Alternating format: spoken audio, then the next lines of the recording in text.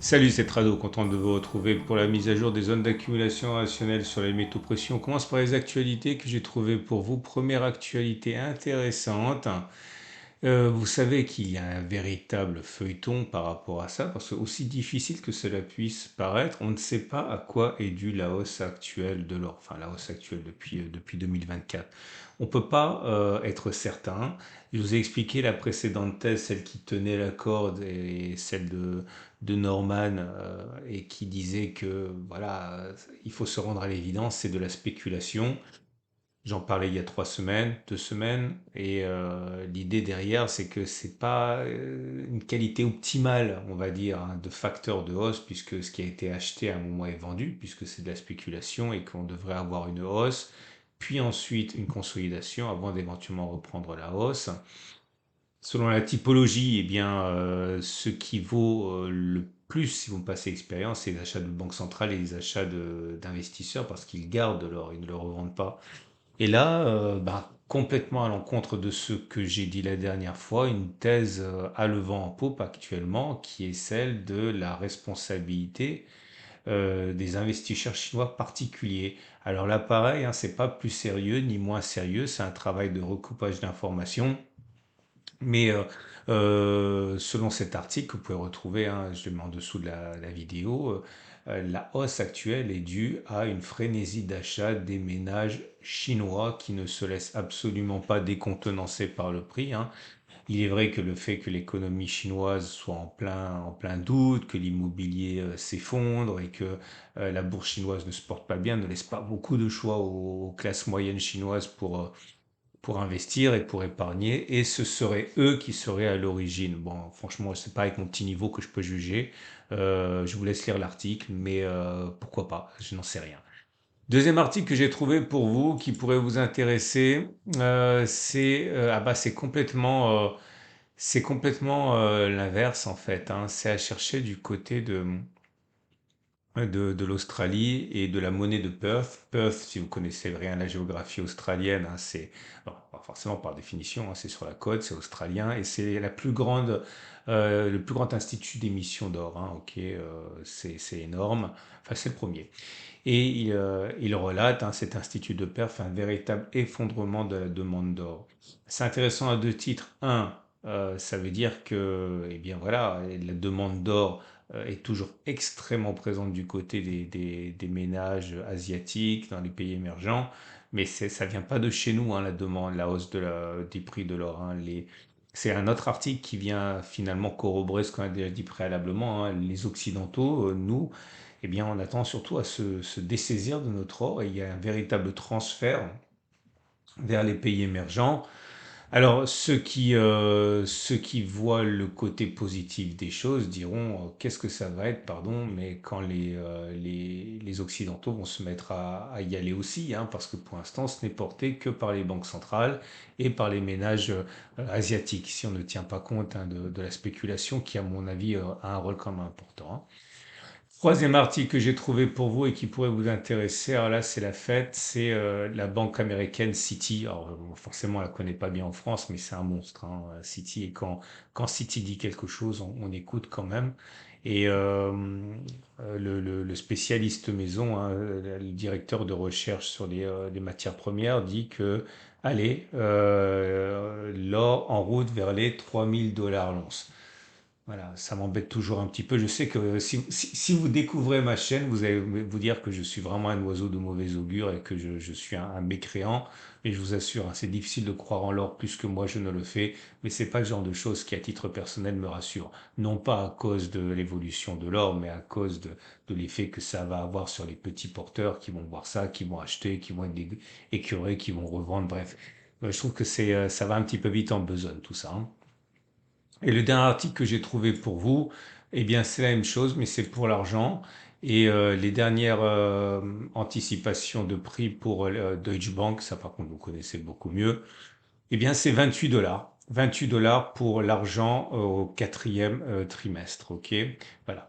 Je vous invite une fois de plus à regarder tous les articles. Ne soyez pas impressionnés par l'anglais. Un, la plupart d'entre vous comprenez l'anglais. Deux, si vous n'êtes pas sûr, votre navigateur peut traduire ça. Et franchement, les anglo-saxons sont beaucoup plus, on va dire, productifs en termes d'articles réguliers sur leur argent, donc n'hésitez pas à vous y reporter.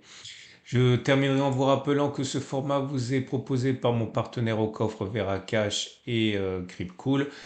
Si vous voulez acheter de l'or et de l'argent, je ne peux que vous recommander au coffre et Veracash, dont je suis moi-même client depuis de très nombreuses années. C'est 500 millions d'euros en or sous gestion, 30 000 clients. Voilà, c'est numéro un dans le domaine. N'hésitez pas, si vous passez par mon site, vous paierez moins cher d'ailleurs. Vous savez, l'idée de Coffre, c'est que c'est stocké, bon, vous pouvez vous le faire livrer, mais c'est stocké sinon en Suisse, hors du système bancaire classique, hein, si vous méfiez un petit peu de sa solidité. Et si vous achetez régulièrement, vous ne payez pas les droits de garde, c'est ça qui est intéressant aussi. Et si vous utilisez ma bannière ici sur mon site Tradozer Trading, eh bien, vous arrivez sur une page particulière et la prime que vous payez est réduite, hein. Donc, n'hésitez pas à les contacter. En cliquant ici, vous avez un traitement particulier parce que vous venez de mon site, hein, parce qu'on se connaît bien. Et donc, n'hésitez pas à vous y référer. Et dernière chose, eh bien non, on enchaîne avec les zones d'accumulation rationnelle. Et l'or libellé en euros n'est pas parvenu à venir toucher sa zone d'accumulation rationnelle pour l'instant. La zone d'accumulation rationnelle, c'est 21,02, 21,24. La tendance de long terme est haussière, la tendance de fond est haussière. Petit détour une fois pour toutes du côté des bougies à Ekinashi pour que vous sachiez comment les utiliser. Et comme vous pouvez le constater, pour l'instant, c'est pas encore haussier. C'est une petite bougie verte comme ça avec un long corps et en haut et enfin une longue mèche haute et une longue mèche basse. C'est plutôt de l'indécision, mais en tout cas une chose est sûre, c'est que c'est pas rouge, donc c'est moins baissier que ça a pu l'être précédemment. Le rebond technique actuellement peut sembler surprenant car il s'effectue sur aucun support, mais c'est du côté de l'or libellé en dollars qu'il faut regarder pour bien saisir la portée du rebond. C'est parce que l'or libellé en dollars, lui, est sur zone d'accumulation rationnelle. Ici, il est 22,89, 22,66. Et donc à partir de là, il y a une sorte de rebond par sympathie de l'or libellé en euros avec l'or libellé en dollars. Donc il est crédible quand même si il n'est pas sur une zone d'accumulation rationnelle. Zone d'accumulation rationnelle, ben on l'a dit, hein, c'est cette zone ici des 22,89, 22,66 hein, qui devient notre zone d'accumulation de référence. Tendance de long terme haussière, tendance de fond haussière.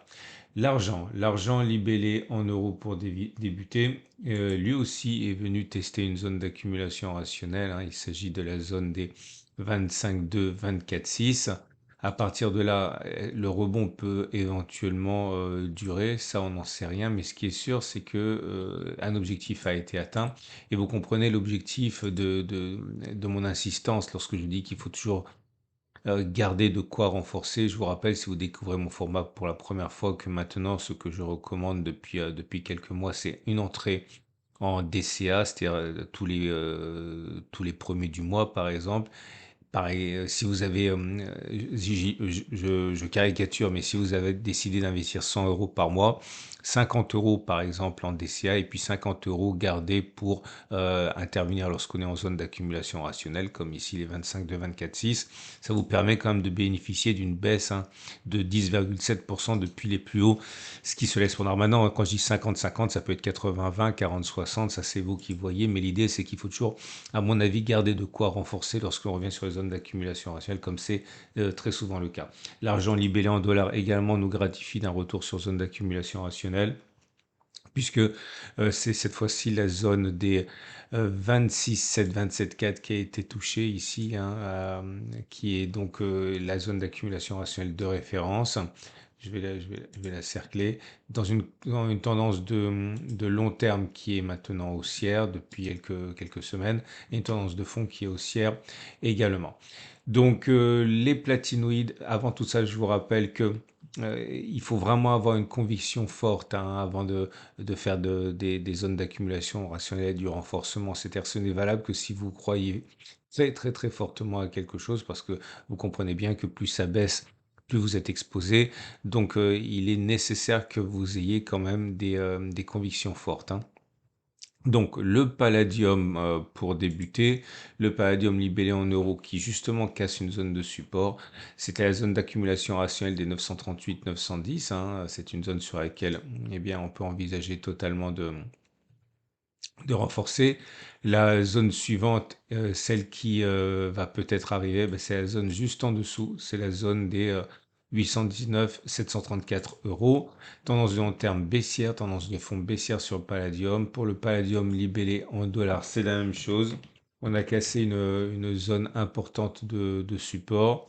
Et c'est là encore une fois qu'il faut avoir des convictions chevillées au corps, hein, parce que euh, même si la zone des 915-834 peut tenir, comme elle a tenu les précédentes fois, il n'y a absolument aucune garantie, hein. Donc, zone d'accumulation rationnelle 1015-970, prochaine 915-834, et on va terminer avec le platine. Le platine également, hein, qui se retrouve également sur une zone quasiment, hein, d'accumulation rationnelle à 833-816. La précédente à 865-815 a été cassée. Et puis ensuite, bien sûr, au cas où, eh bien, si on devait avoir une attaque qui nous amenait sur les 804, 768, ce serait une zone d'accumulation rationnelle également. Et le platine libellé en dollars, également en zone d'accumulation rationnelle. On a cassé une zone et on est allé chercher donc la suivante. Elle est à donc la 950-836 a lâché, on l'a dit. La prochaine, elle est maintenant à 906-890, hein. Elle a déjà touché. On verra si on rebondit. La tendance de long terme, la tendance de fond sont baissières. Voilà. Je vous cacherai pas que c'est une mauvaise semaine pour les platinoïdes, dans une tendance qui n'est pas très, très fermement haussière. Alors pour l'or et pour l'argent, encore une fois, c'est moins, c'est moins impressionnant, hein, puisqu'on reste clairement au-dessus d'une tendance long terme, une tendance de fond haussière. Pour les platinoïdes, c'est peut-être moins évident et on ne peut pas envisager que ces métaux industriels et précieux en même temps rebondissent sans l'aide de l'or, il me semble, hein. Donc ça ne c'est pas dramatique pour l'instant, mais c'est vrai que leur sort à court terme est intimement lié à celui de l'or. Voilà. Je vous souhaite une excellente journée. Si vous avez aimé ce format, vous pouvez vous abonner. Si vous voulez donner de l'exposition à l'or et à l'argent, vous pouvez liker, puisque l'algorithme YouTube propose les vidéos qui sont le plus likées. Donc c'est bon pour l'or, c'est bon pour l'argent et c'est bon pour moi. Et je vous souhaite une excellente journée. Je vous donne rendez-vous mercredi pour la mise à jour.